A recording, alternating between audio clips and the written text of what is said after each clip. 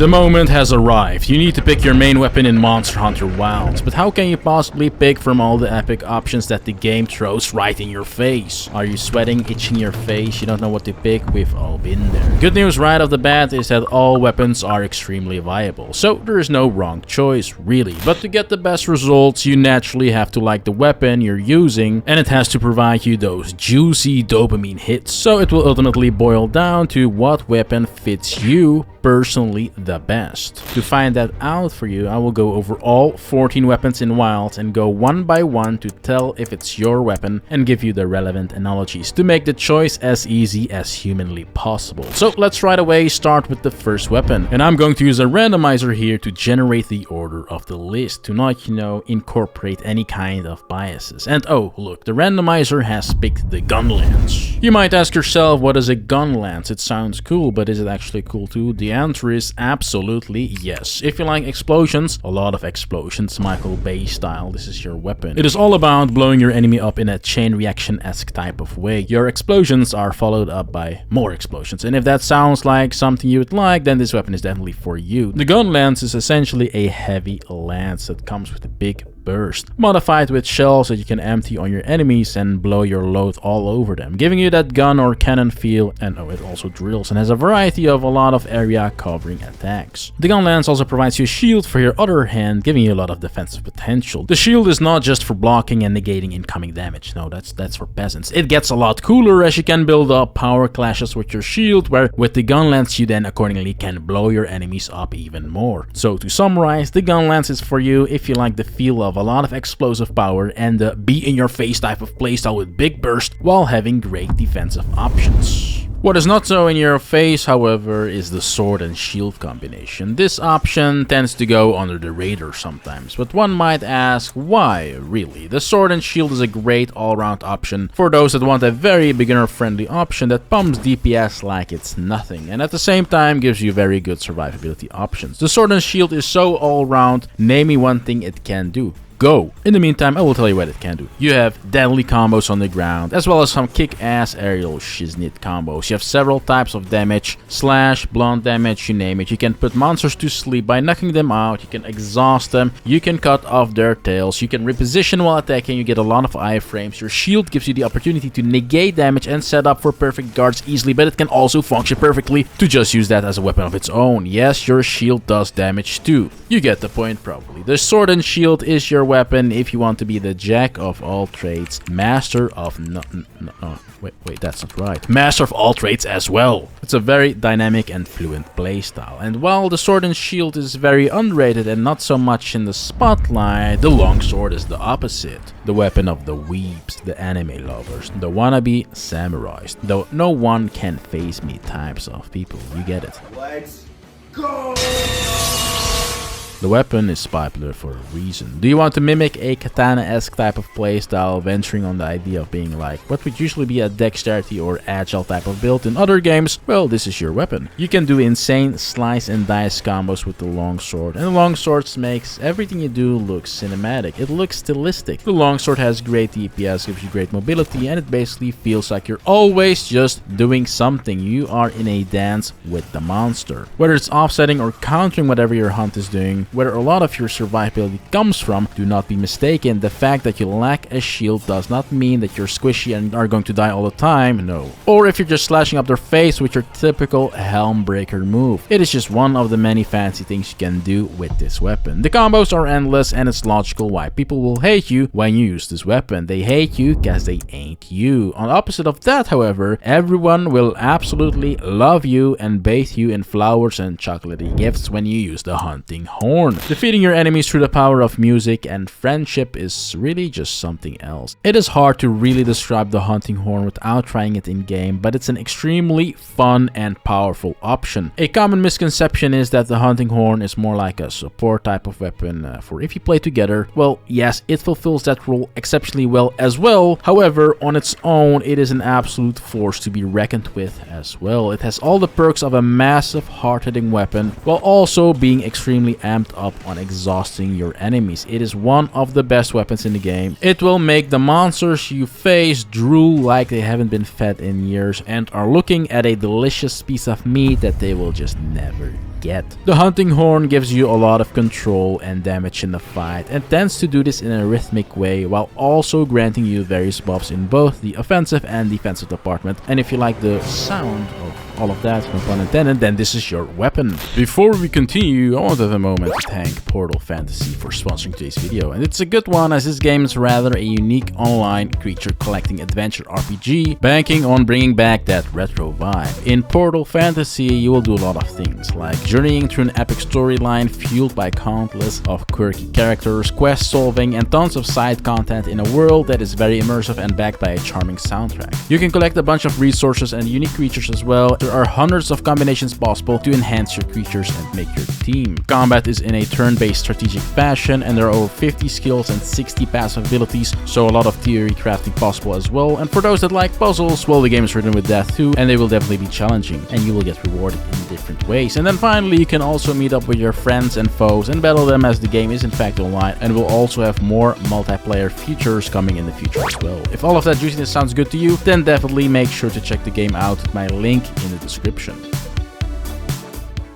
We have bad news. We haven't talked about the range option yet. Is it a bias? Is this a fake news video? No. The list is random, as you might remember, and this brings me to the next weapon on the list, the heavy bowgun. This weapon type doesn't really need an introduction. Well, it kind of does for this type of video, but if you don't like being in your enemy's face, you know, you want some distance but still hit like an absolute truck, this is your weapon. As the name implies, the weapon feels and operates like you're playing with a fortress of damage. It's more grandiose in how this weapon presents itself compared to the other two range options in the game, and the best analogy would be like playing the great sword, or insert any big, slower but extremely destructive type of weapon, really, of the bows. Repeat that sentence a few times to really get it, but ultimately it's not just damage and burst. The heavy bowgun grants you the ability to guard as well with a built-in shield, which means you can set up for perfect guards. And whilst you get a sidestep as well, and it's in general sense more mobile compared to the heavy melee counterpart type of weapons, if we have to go back to that comparison. The heavy bowgun is for you if you like blowing things up from a distance, utilizing all kinds of cool ammo with nice effects, and if things get in your face, it doesn't even matter, as you can just block it.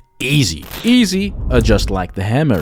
Boink, boink, boink. In those 3 words, I have summarized the hammer for you. And really, it is all you need to know. If you want to knock out every living thing in the world of wilds, this is your weapon. The hammer is just too much fun if you like a raw, rudimentary playstyle where you just want to smack the shit out of everything. It's obviously not just that, but it is definitely the essence of the weapon. If you like that core idea, then you will 100% like this weapon, and hey, here's your weapon. With the power then to power up your hammer strike, in addition for the absolute boinkiest boink with Wild's new focus mode, making it even better than ever to actually hit whatever you want to hit with your most powered up attacks. It will for sure give you the dopamine hits you require very frequently. The damage, the knockouts, and just the general raw destruction that you will inflict with this weapon, in combination with the boinks coming in all kinds of flavors, you will have a very great time. We can keep it short but simple here. And simple like the dual blades, which while having a low skill floor, still definitely have a high skill ceiling. If you feel like you struggle a lot, then this one is a great beginner option that comes with devastating effects. The dual blades can for all intents and purposes easily be defined as your dagger, dual-wielding rogue or assassin archetype in Wilds that stabs and slashes your enemies in very quick succession. Now, the individual hits here won't necessarily do much damage on their own for you, but cumulatively speaking, and due to high attack speed, your DPS gets outrageous. The fact that you can make contact with your enemies so often here sets up for a lot of fun builds, revolving around, for example, building up certain status elements. The dual blades come with insane mobility too, which translates to a lot of survivability, as how can you possibly die when no one can touch you? Dual blades is for you if you like the fastest playstyle possible and like Attack on Titan a bit too much, as this weapon comes with a lot of flashy moves and combos where you, for example, can grapple hook into your hunt and swing around them to flex a little bit and then finish them off in style accordingly.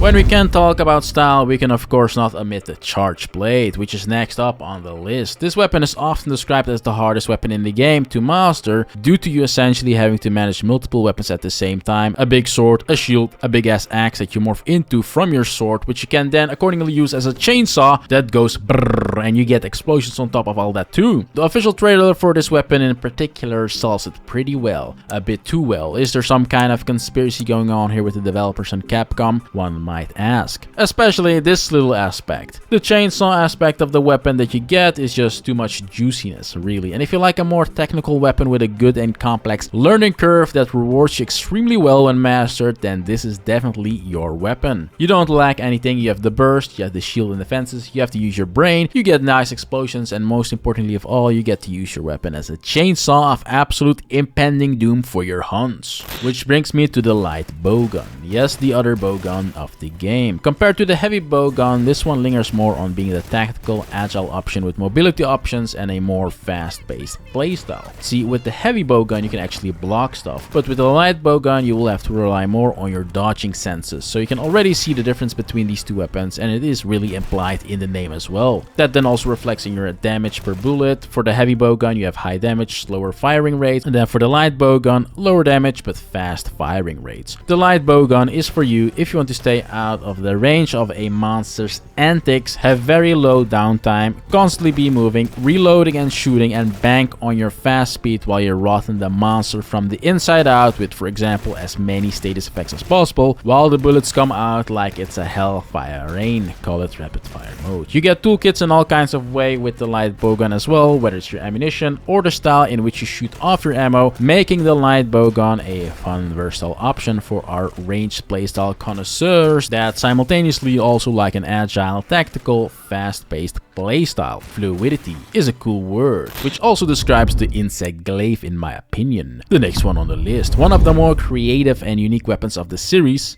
in my opinion. You might also be somewhat confused if you hear the words insect glaive. What does that even mean, really? Well, the insect glaive makes use of a little companion called the K-insect or kinsect, and as a product of that, you get useful buffs like negating annoying CC when interacting with your hunt. The weapon itself is not too big, but definitely imposing, and is notorious for having aerial mechanics be a very integral part of the weapon's character. For example, vaulting clean over a monster only to shatter all its body components with an aerial spin, to then follow that up with an edge-cutting sharp dive to nuke its head with amazing damage. Then, in addition to the aerial epicness that the weapon provides, you get a bunch of bursty, lengthy, repeatable combos on the ground for a dynamic experience to use all three axes, the X-axis, the Y-axis, and the Z-axis in a 3D space, are you still following me, to ultimately cut and KO monsters with ease. The insect glaive is for you if you like the sound of a lot of jumping, spinning, feeling a bit like Spider-Man in a sense, and having great DPS while being in a continuous flow of battle, both in the air as well as on the ground. Now, somewhat completely on the other side of the spectrum, in terms of how a weapon can feel and operate, is the greatsword, a classic, an iconic weapon. It feels heavy and you might even say slow, but in reality, when you get the weapon's feel down, you will have some of the most satisfying moments possible, as connecting the slow hit means very big damage. The greatsword is a nuclear unit and you have to treat it as such. You press the button and it will have devastating consequences if it lands. It's basically the game's idea of a pure raw strength build, the strength build of the game, and you can charge up your greatsword to go through multiple levels where ultimately the most charged version of it will give you nuclear damage. Surprisingly, your character will also do quite some agile moves while wielding this tank in their hands in wilds, making the mismatch of heavy and acrobatic maneuvers a pretty pleasant aesthetic experience to witness. With offsetting your hunt's attacks, you have the options to counter what happens on the battlefield as a defense, and due to the size of the weapon, you will have a great reach, making up for the lack of mobility. Ultimately, the greatsword is your weapon if you like big ass swords, but also just want to have that oomph of a big weapon successfully slashing a big monster to pieces. Oh, look at that. The final range option of the game, the one with the shortest name, the bow.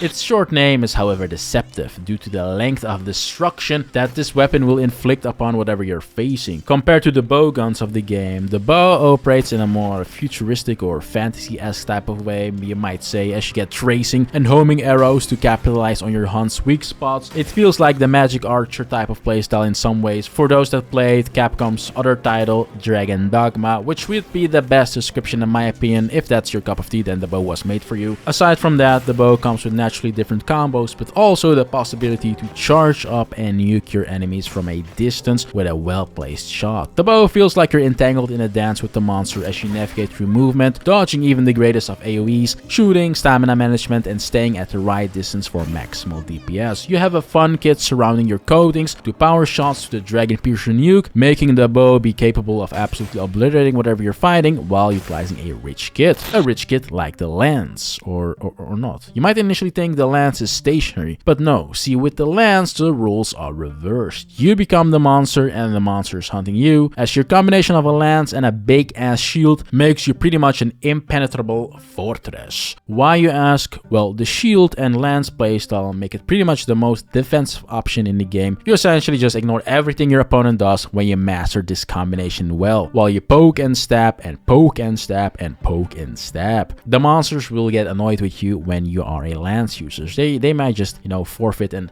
leave. It is a bit like how sieges work in medieval times, except for the fact that you are a one-man army here that just can keep pushing forward as long as you desire, infinitely really, dealing damage and not having to worry about incoming damage. With the lance you don't have to worry about dodging or mobility. No, you just look your hunt in the eyes and tell them not today, you are the wall. If you like the ultra tanky playstyle, or if you're simply a fan of penetrating things or both of those things at the same time, then the lance was made for you. And we're closing off with one of my personal favorites, the switch axe. If you have to describe this weapon in only one word, it would be Giga Chat. Why, you ask? Well, you don't have a shield or some insane mobility with this weapon. No. You only have a massive badass morphing weapon that can switch between an axe and a sword. So you are going to live with that to the best of your ability and make the monster be afraid of you instead of the other way around. The different weapon types as part of the morph will also mean that you have different ways to tackle your hunts, from KOing them to slicing off their tails. The switch axe feels very smooth to use even when it consists out of two big ass, somewhat slower parts. The transformation from the sword into the axe or the other way around can be a part of everything you do, essentially from just dodging to moving around to switching as part of a devastating combo. This makes the switch axe a lot of fun and it feels like there's never a dull moment. There's plenty of variety with it and it just works. And oh, you get a lot of explosions with this weapon. Another one of those weapons, yes. But this one gives you the opportunity to also just mount on top of your hunt and absolutely nuke the ever-living you-know-what out of their skull while your weapon is going berserk. At some points, you won't even have control over your own weapons. It just goes absolutely crazy, which is, of course, a lot of fun. The switch axe is for you if you like explosions, big burst, a hyper-aggressive playstyle, and utilizing a unique combination of badass weapons at the same time, while it essentially feels like you're only using one weapon due to its peanut buttery smoothness. With that, we have come to the end of the video. Have you made your choice by now? Let me know in the comments and why. So maybe you can convince even more people with your personal perspective to join your call to represent your favorite weapon. Subscribe for more Monster Hunter Wilds. There's a lot more coming on my channel and you do not want to miss it. That is all I can say, really.